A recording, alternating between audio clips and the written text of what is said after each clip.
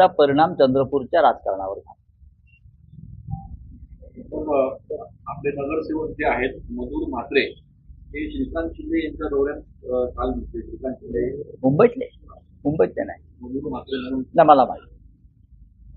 आज जसं आपण कोर्टामध्ये हजर होणार आहे तसेच राहुल गांधी देखील भिवंडीमध्ये हजर होत आहेत. तुमची अवमानाची जी याचिका होती आणि ती अवमान प्रकरणीच आज व राहुल गांधी किंवा संजय राऊत वगैरे अशा लोकांनी काही विधानं केली काय लगेच सरकारचा किंवा सरकार पक्षाचा अवमान होतो. त्याचा आम्हाला अभिमान आहे. ते भिवंडीच्यात, मी मालेगावात. बोलिये. तर दोन तीन दिवसापूर्वी किरीट सोमय्या नाशिकमध्ये आलेले होते. बांगलादेशचा त्यांनी मुद्दा घेतला, परंतु मुंबईमधले जवळपास 80% रेल्वे स्टेशनच्या बाहेर हे बांगलादेशी माफिया किंवा मुंब्रा माफिया आहेत. याबद्दल त्यांनी वक्तव्य केलं. हे तुम्हाला किती गंभीर वाटतं? आतापर्यंत भाजपा सरकारमधून 6 रेल्वे मंत्री झाले माझ्या माहितीप्रमाणे. राम नाईक रेल्वे मंत्री होते, नितीश कुमार रेल्वे मंत्री होते, सुरेश प्रभू रेल्वे मंत्री होते, आता अश्विनी वैष्णव आहेत, मधुसूदन इथं 2-4 लोक त्यांच्या पक्षाचे रेल्वे मंत्री झाले. मग या रेल्वे फलाटावरच्या बाहेरच्या बांगलादेशींना काढण्यासाठी या सरकारनं काय केलं? महाराष्ट्रामध्ये देवेंद्र फडणवीस हे किमान 3 वेळा मुख्यमंत्री झाले, त्याच्यापेक्षा जास्त काळ ते गृहमंत्री झाले.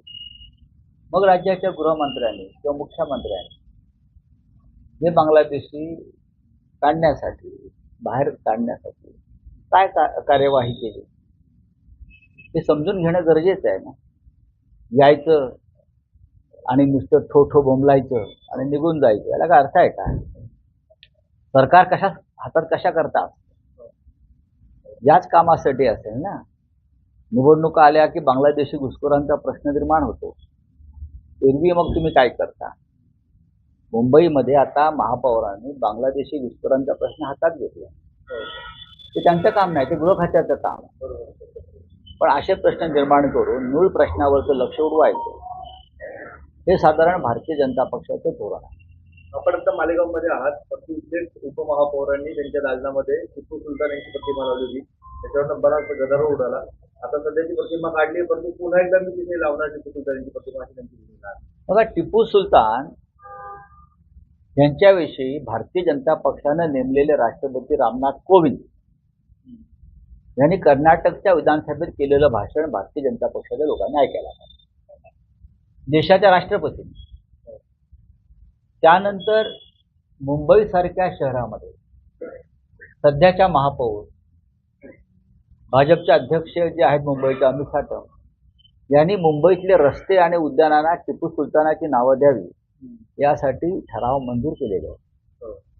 मीरा भाईंदर असेल, अकोला असेल, भाजपच्या सत्तेने केलेली कामं आहेत ती, की टिपू सुलतान एक महान स्वातंत्र्य सैनिक आणि योद्धा होता असे ठरावायचे, बरं का? आणि अचानक त्यांना ही भूमिका जी त्याने घेतली अचानक, ते त्यांना काय अशी उपरती झाली? छत्रपती शाहू महाराजांनी सुद्धा काय टिपू सुलतानचे वक्तव्य केले. भारतीय जनता पक्षाला फक्त हिंदू आणि मुसलमान ही भांडणं लावण्यासाठी कोणतेही कारण चालतं. टिपू सुलतान हा इंग्रजांविरुद्ध लढला. टिपू सुलतान हा इंग्रजांच्या विरुद्ध लढताना त्याने मृत्यूला कवटाळलं, हे सत्य आहे. पण त्याच्या जीवनात त्याने केलेल्या काही चुका आहेत, त्याच्या जे आक्षेप आहेत, धर्मांतराचा असेल, अन्य काही गोष्टी असतील, त्याला कोणी पाठिंबा देणार नाही.